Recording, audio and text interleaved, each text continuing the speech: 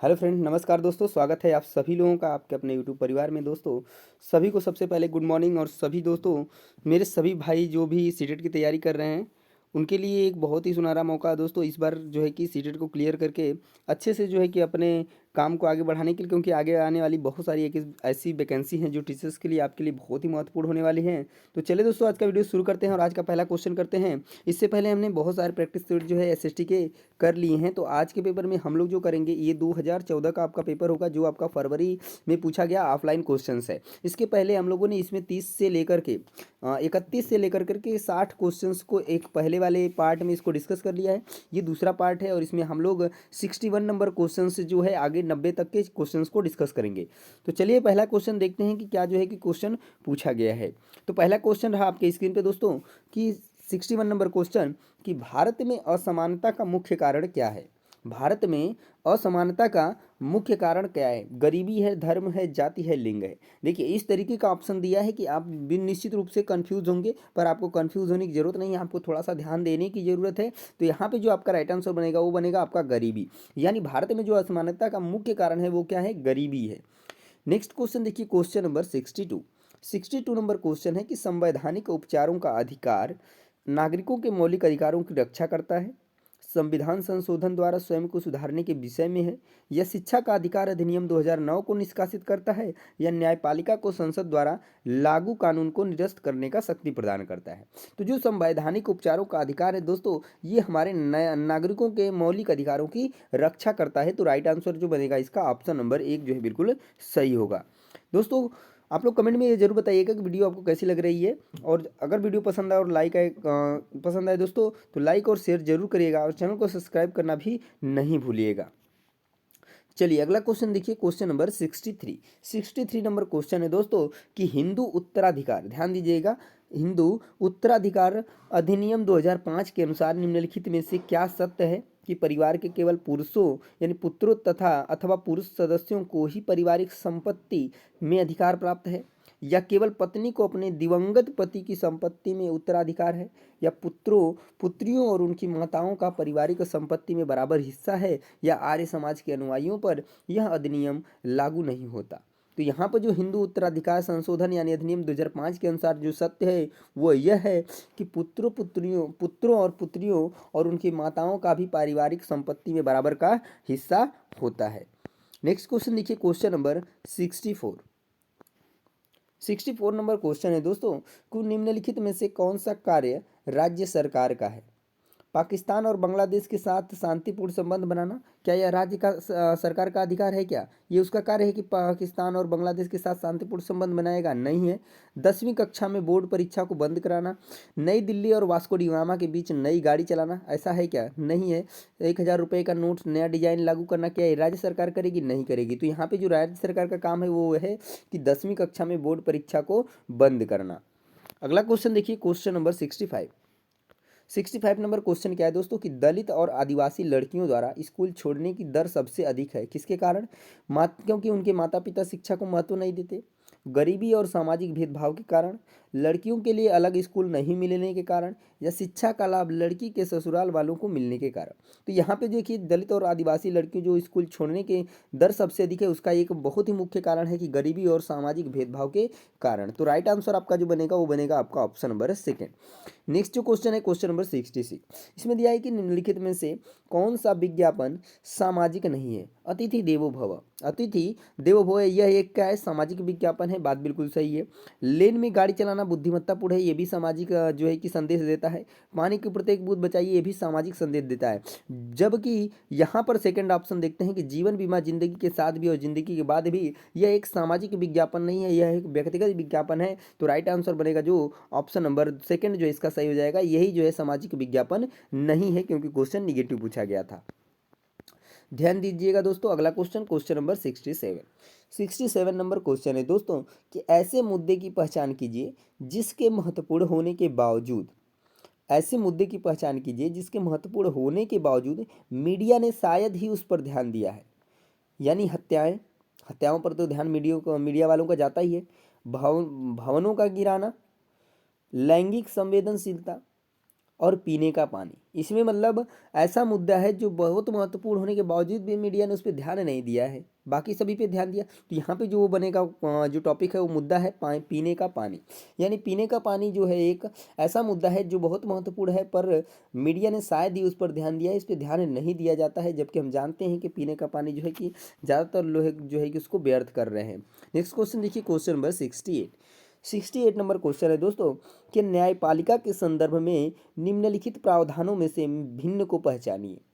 शक्तियों का पृथक्करण, एक बार नियुक्ति के बाद न्यायाधीश को हटाना, न्यायाधीशों की नियुक्ति सरकारी हस्तक्षेप के बिना होती है, या न्यायाधीशों का सेवा काल निश्चित होता है। देखिए इस क्वेश्चन को आप अगर देखेंगे तो आप किस तरीके से जो है इस क्वेश्चन का आंसर दे सकते हैं। यहाँ पर बोला है भिन्न को पहचानिए, अलग कौन है। अगर इन तीनों ऑप्शंस को देखते हैं तो एक दूसरे से रिलेट कर रहे हैं, बिल्कुल कर रहे हैं। इसमें भी नियुक्ति या न्यायाधीश के बारे में, इसमें भी न्यायाधीश के बारे में, इसमें भी न्यायाधीश के बारे में, तो तीनों तो एक जैसे हो गए। भिन्न कौन हुआ, तो पहला हो गया, तो ऑप्शन नंबर 1 बिल्कुल सही हो गया। यानी शक्तियों का पृथक्करण जो है कि न्यायपालिका के संदर्भ में नीचे लिखे हुए चारों में से एक जो है भिन्न है, वो आपका ऑप्शन नंबर 1 है। तो इस तरीके से कभी कभी आप जो है अपना कॉमन सेंस यूज करके भी क्वेश्चंस के आंसर को दे सकते हैं, जो आपके लिए बहुत ही महत्वपूर्ण होने वाला है, जो कि आपको इस चैनल पे निश्चित रूप से हर एक वीडियोज़ में आपको कहीं ना कहीं एक की पॉइंट मिलता है, जो आपके लिए बहुत महत्वपूर्ण साबित होने वाला है आने वाले एग्जाम्स के लिए। नेक्स्ट क्वेश्चन देखिए, क्वेश्चन नंबर 69 नंबर क्वेश्चन क्या है दोस्तों कि सर्वोच्च न्यायालय द्वारा निर्धारित DK बासु दिशा निर्देश निम्नलिखित में से किसके बारे में है। कार्यस्थलों पर महिलाओं के साथ यौन उत्पीड़न को रोकने के लिए, स्कूलों में बच्चों को यौन अपराधों से बचाना, किसी व्यक्ति को गिरफ्तार करने, रोके रखने तथा उनसे पूछताछ करने के लिए विभिन्न एजेंसियों द्वारा प्रयोग किए जाने वाले तरीके, या किसी चुनाव क्षेत्र में पुनः चुनाव के लिए अपनाई जाने वाली विधियां।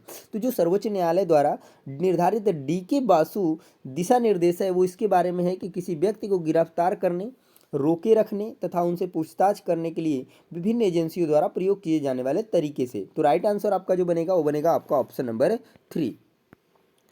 अगला क्वेश्चन देखिए, क्वेश्चन नंबर 70 क्वेश्चन है कि सुभाष कुमार बनाम बिहार राज्य 1991 के मामले में सर्वोच्च न्यायालय ने निम्नलिखित में से क्या निर्णय दिया था। तो स्वतंत्रता के अधिकार में सरकार की आलोचना करना शामिल है, या जीवन के अधिकार में प्रदूषण मुक्त पानी और हवा पर अधिकार शामिल है, या धार्मिक स्वतंत्रता के अधिकार में अन्य धर्मों की आलोचना करना शामिल नहीं है, या समानता के अधिकार द्वारा प्राइवेट कंपनियों पर नौकरियों के आरक्षण देने के लिए जोर दिया जाना चाहिए। तो यहाँ पर सुभाष कुमार बनाम बिहार राज्य 1991 के मामले में जो सर्वोच्च न्यायालय ने निर्णय दिया था वह यह है कि जीवन के अधिकार में प्रदूषण मुक्त पानी और हवा पर अधिकार शामिल है। नेक्स्ट क्वेश्चन देखिए, क्वेश्चन नंबर 71 नंबर क्वेश्चन है दोस्तों कि वर्तमान स्कूल आधारित आकलन में पारंपरिक बाह्य परीक्षा की किस विशेषता को शामिल नहीं किया जाता है। यहाँ पर आपको निगेटिव क्वेश्चन ढूंढना है। यदि आपने टैग वर्ड वाली वीडियो देखी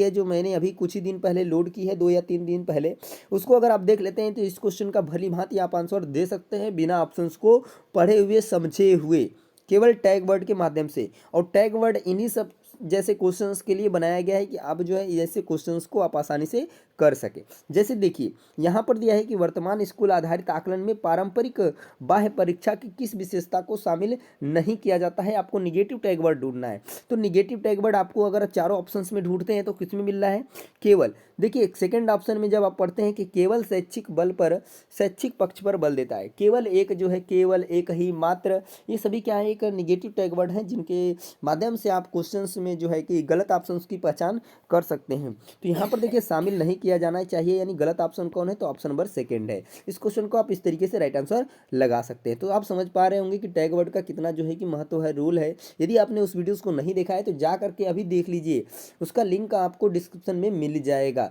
या फिर आप चैनल को सब्सक्राइब करने के बाद प्ले लिस्ट में जाकर देख सकते हैं, जिसमें ठीक है SST के बारे में दिया होगा, SST 2024। ठीक है, चलिए अगला क्वेश्चन देखिए, क्वेश्चन नंबर 72 नंबर क्वेश्चन है कि एक नए प्रकार के कार्य को देने से पहले शिक्षिका को अपने विद्यार्थियों को अवश्य बताना चाहिए कि आगामी आकलन इस कार्य पर आधारित होगा। अंतिम परिणाम में इस कार्य को दिए गए अधिभार के बारे में, कि किस कार्य को करने से प्रायः अधिगम से उसकी विद्यार्थियों से अपेक्षाएं क्या हैं, या इस कार्य को करने के लिए आवश्यक पूर्व अनुभव के बारे में जो विद्यार्थियों में अवश्य ही होना चाहिए। तो एक नए प्रकार का अगर जो है कि शिक्षिका कार्य दे रही है तो उसे उसके पहले अपने विद्यार्थियों को क्या बताना चाहिए कि इस कार्य को करने से प्राप्त अधिगम से उसकी शिक्षाओं की अपेक्षा क्या है, इस कार्य को करने के लिए आवश्यक पूर्ण अनुभव के बारे में जो विद्यार्थियों को में अवश्य ही होना चाहिए। तो क्या होना चाहिए, तो यहाँ पे जो राइट आंसर बनेगा आपका ऑप्शन नंबर 3 बनेगा कि इस कार्य को करने से प्राप्त अधिगम से उसकी जो विद्यार्थियों से अपेक्षाएं क्या हैं, ये जो है उसको बता देना चाहिए किससे, कार्य देने से पहले। नेक्स्ट क्वेश्चन देखिए, क्वेश्चन नंबर 73 नंबर क्वेश्चन क्या है कि 8वीं कक्षा के 4 वर्ग बच्चों से व्यर्थ सामग्री से कुछ रचनात्मक वस्तुएं बनाने को कहा गया। कार्य पूरा होने पर शिक्षक ने निम्नलिखित टिप्पणियां की। इस सूचना के आधार पर सबसे अधिक रचनात्मक बच्चे को चुनिए। तो अधिकांश समय कल्पना का प्रयोग करता है, महंगी सामग्री प्रयोग न करने के प्रति संचेत है, शिक्षक के पास निरंतर चर्चा करता है और हर कदम पर उसकी स्वीकृति लेता है, या थोड़े से मार्गदर्शन से ही बहुत अच्छी चीज़ें बना सकता है, या कौशल से परिपूर्ण तथा व्यर्थ सामग्री को उत्पादक वस्तुओं में बदलने की दृष्टि रखता है। क्वेश्चंस को अगर पढ़ेंगे तो यहाँ पर बात की गई है व्यर्थ सामग्री की, और चौथे ऑप्शन में देखते हैं तो यहाँ पर कौशल से परिपूर्ण तथा व्यर्थ सामग्री को उत्पादक वस्तुओं में बदलने की दृष्टि रखता है, तो वो जो है रचनात्मक बच्चे को क्या है चुनाव कर सकता है। तो राइट आंसर आपका बनेगा ऑप्शन नंबर 4। अगला क्वेश्चन देखिए, क्वेश्चन नंबर 74 है कि सामाजिक विज्ञान में परियोजना कार्य उपयोगी होते हैं विषय आधारित कार्यों में यदि उनमें संग्रहण और विश्लेषण नहीं करना हो, यदि पाठ्य सामग्री के अंतर्गत संदर्भों पर आधारित हो। देखिए यहाँ पर पाठ्य सामग्री के अंतर्गत संदर्भों पर आधारित होगा तभी जो है परियोजना कार्य उपयोगी होगा। और उसके बाद कक्षा अथवा घर के समूह में कार्य करने के लिए बिल्कुल सही होगा सी और डी। तो किस ऑप्शन में है, ऑप्शन नंबर 4 में। तो ऑप्शन नंबर 4 इस क्वेश्चन का राइट आंसर बन जाएगा। अगला क्वेश्चन देखिए, क्वेश्चन नंबर 75। देखिए दोस्तों 75 नंबर क्वेश्चन क्या है कि सामाजिक विज्ञान के अध्यापकों के लिए क्षमता निर्माण कार्यक्रम अनिवार्य है क्योंकि ये उनकी व्यावसायिक प्रगति से संबंधित है, उनके वेतन में वृद्धि क्षमता निर्माण कार्यक्रम पर निर्भर करती है, या अध्यापकों को व्यस्त रखने के लिए केंद्रीय माध्यमिक शिक्षा बोर्ड ने स्कूलों को ऐसे कार्यक्रम करने को कहा है, या उन्हें सामाजिक विज्ञान के विभिन्न घटकों की अवधारणाओं और शिक्षण पद्धतियों में स्पष्टता की जरूरत है। तो यहाँ पर जो बोला है कि क्षमता निर्माण कार्यक्रम अनिवार्य है क्योंकि उन्हें सामाजिक विज्ञान के विभिन्न घटकों की अवधारणाओं और शिक्षण पद्धति में स्पष्टता की जरूरत है। तो राइट आंसर आपका बनेगा ऑप्शन नंबर 4। नेक्स्ट क्वेश्चन देखिए, क्वेश्चन नंबर 76 नंबर क्वेश्चन है कि सामाजिक विज्ञान की किसी कक्षा में निम्नलिखित में से कौन सा तरीका यह समझने के लिए उपयुक्त है कि ग्रामीण क्षेत्रों में सार्वजनिक और खुले स्थान तेजी से लुप्त हो रहे हैं। तो कंप्यूटरों की सहायता से प्रस्तुति करना, निर्धारित पाठ्य सामग्री के आधार पर परिचर्चा करना, सर्वेक्षण परियोजना या विषय पर समूह में चर्चा करना।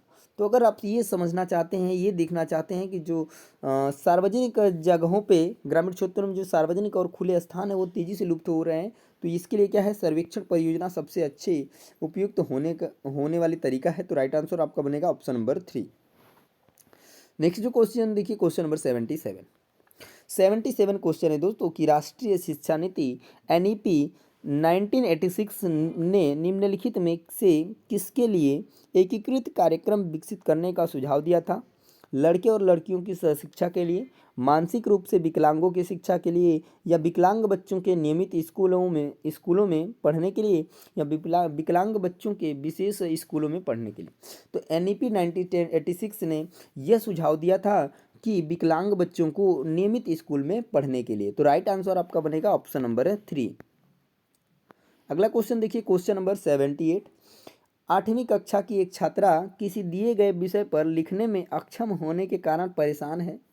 उसकी अध्यापिका उसे सलाह देती है कि वह दिए गए कार्य को ऐसे भागों में बांटकर करे जिनकी उसको अच्छी तरह से समझ हो।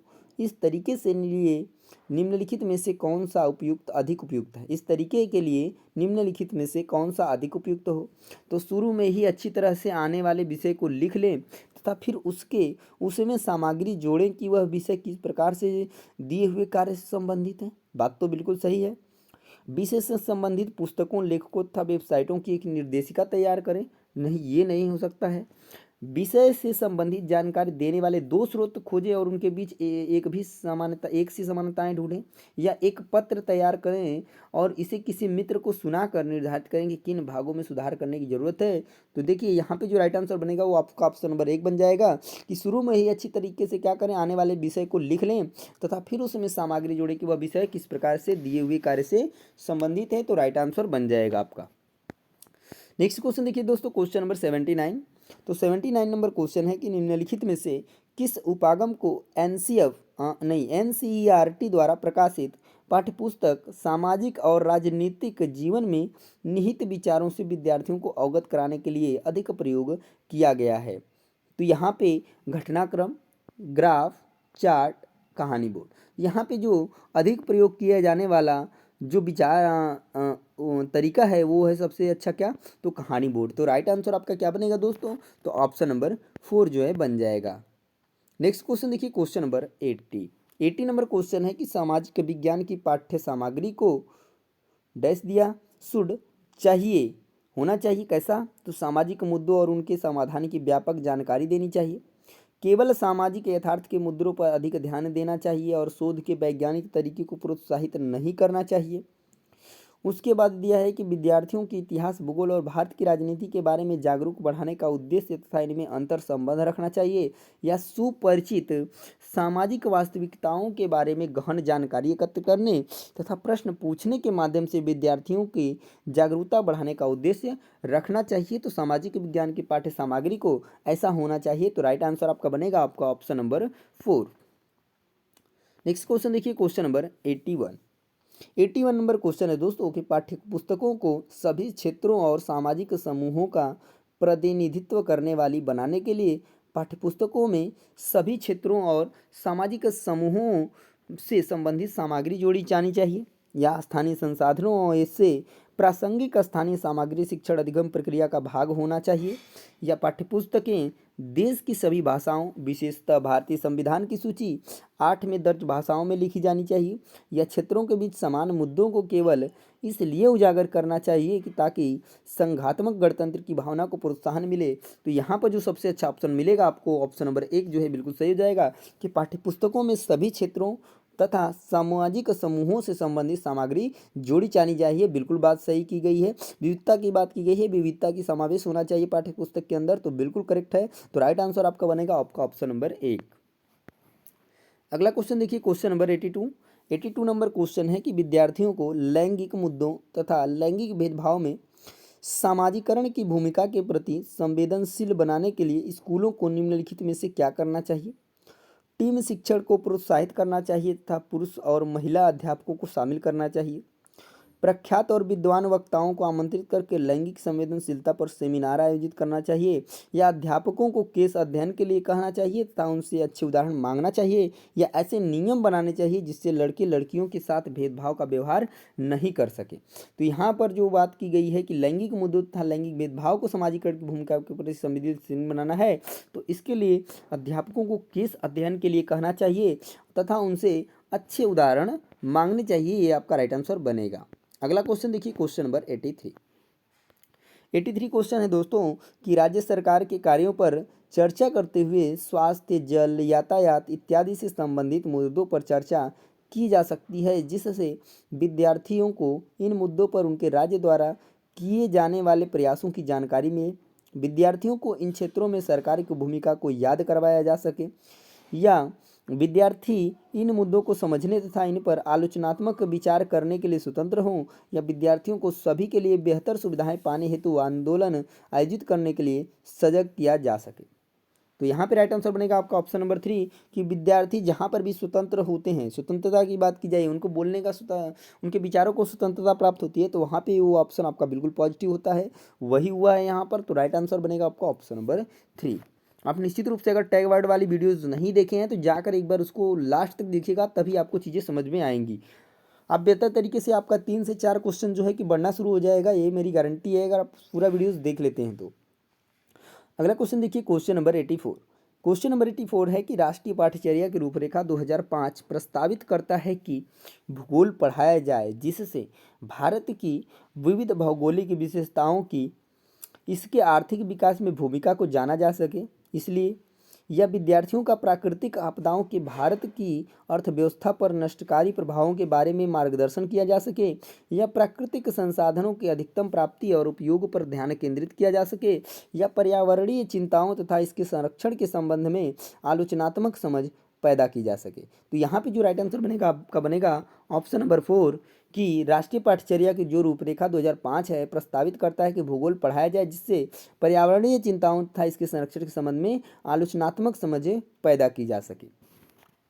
नेक्स्ट क्वेश्चन देखिए, क्वेश्चन नंबर 85 नंबर क्वेश्चन है दोस्तों कि सामाजिक विज्ञान की शिक्षण पद्धति और संसाधनों के बारे में राष्ट्रीय पाठ्यचर्या की रूपरेखा 2005 के अनुसार सामाजिक विज्ञान के शिक्षण के लिए निम्नलिखित में से किसको अपनाना चाहिए। तो ऐसे रणनीतियाँ जो विद्यार्थियों को लंबे समय तक तथ्य याद रखने में सहायक हो, मानसिक मानचित्र जो सूचना को तुरंत याद करने में क्षमता हो, या ऐसे तरीके जो रचनात्मक और आलोचनात्मक परिप्रेक्ष्य को बढ़ाते हैं। यहाँ पर देखिए याद करना एक बहुत ही जो है कि निगेटिव टैग वर्ड है, यहाँ पर भी आ गया, दोनों ऑप्शन ऐसे ही गलत हो गए। आलोचनात्मक रचनात्मक जो है कि एक जो वर्ड है जो बिल्कुल पॉजिटिव है, तो राइट आंसर आपका बनेगा ऑप्शन नंबर 3। देखिए अगर आप देखेंगे, अगर इस स्टार्टिंग से मैं आपको बताते चलता सर टैग वर्ड से, तो आपको कम से कम 10 क्वेश्चन जो है कि मिल जाते हैं ऐसे जो सिर्फ टैग वर्ड के माध्यम से सॉल्व हो सकते थे। और बाकी सोचिए जो अलग सब्जेक्ट हैं उनमें कहीं ना कहीं 3 से 4 क्वेश्चन जो है आपको निश्चित रूप से मिलेंगे। तो कम से कम अगर आप आपको बात करें तो 15 से 20 क्वेश्चन ऐसे मिल जाएंगे जो सिर्फ आप टैग वर्ड के माध्यम से पेडागोजी के अंदर सॉल्व कर सकते हैं। तो सोचिए आपको कितना बड़ा जो है कि फ़र्क पड़ने वाला है टैग वर्ड के माध्यम से, जो आपका पॉजिटिव निगेटिव जो है कि क्लियर कराता है। तो ये आपके लिए बहुत ही बड़ा फैक्टर होने वाला है आपके लिए। अगर यदि आप उस चैनल को वीडियोस को नहीं देखें, 10 मिनट की छोटी वीडियो है पर आपके लिए बहुत ही महत्वपूर्ण होने वाली है। आपकी एग्जाम्स के लिए 10 मिनट की वीडियो 10 नंबर ला कर देगी, तो इससे बड़ा कुछ भी नहीं हो सकता है। तो यदि आप नहीं देखें तो उसको जाकर के निश्चित रूप से देख लीजिए। नेक्स्ट क्वेश्चन देखिए, क्वेश्चन नंबर 86। क्वेश्चन नंबर 86 है कि किसी सामाजिक विज्ञान की कक्षा में ढांचा का मुख्य लक्ष्य होता है योग निर्धारण के वांछित परिणामों को मजबूत करना, स्वतंत्र सोच निर्मित होने तक विद्यार्थियों की सहायता करना, आत्मसंयम के कौशल में सुधार को सुनिश्चित करना, या विद्यार्थियों को विचारों पर सोचने के योग्य बनाना।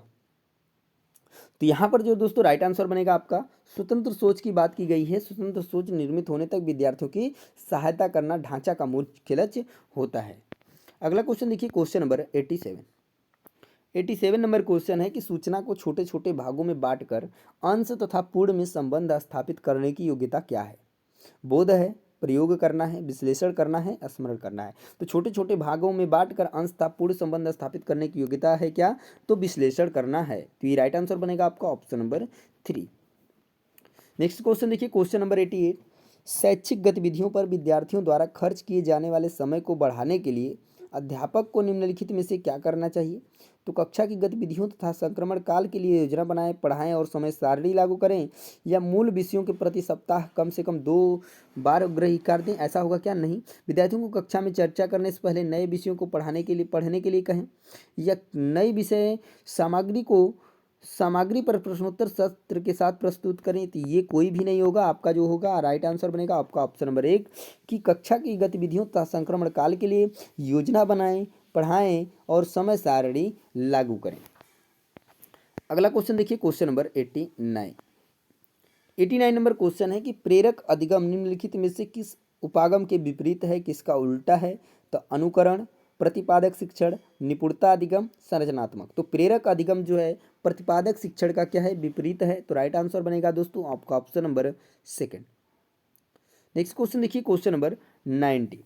निम्नलिखित में से कौन सा कथन सामाजिक विज्ञान शिक्षण में प्रभावकारी चिंतन व्यवहार के संदर्भ में सत्य है। समवयस्क शिक्षण ध्यान में करना चाहिए क्योंकि इससे शिक्षण विद्यार्थियों के अपने वैचारिक क्षमता प्रभावित होती है। चिंतन प्रक्रिया को ऐसे विद्यार्थी के निवेश को नकार देना चाहिए जो कक्षा में अनुशासन के लिए शिक्षण पद्धति को चुनौती देते हैं, या चिंतन को सैद्धांतिक ढांचे की ऐसी कड़ियों को निकाल देना चाहिए जो पूछताछ करने तथा समस्या समाधान को सीमित करती है, या अध्यापक को विश्वास तथा प्रत्येक अधिगम स्थिति के प्रति नमनीय वातावरण का निर्माण करना चाहिए। तो यहाँ पर अगर हम बात करें सामाजिक विज्ञान शिक्षण में प्रभावकारी चिंतन व्यवहार के संदर्भ में, तो वो बनेगा आपका ऑप्शन नंबर 4 कि अध्यापक को विश्वास तथा प्रत्येक अधिगम स्थिति के प्रति नमनीय वातावरण का निर्माण करना चाहिए। तो राइट आंसर ऑप्शन नंबर 4।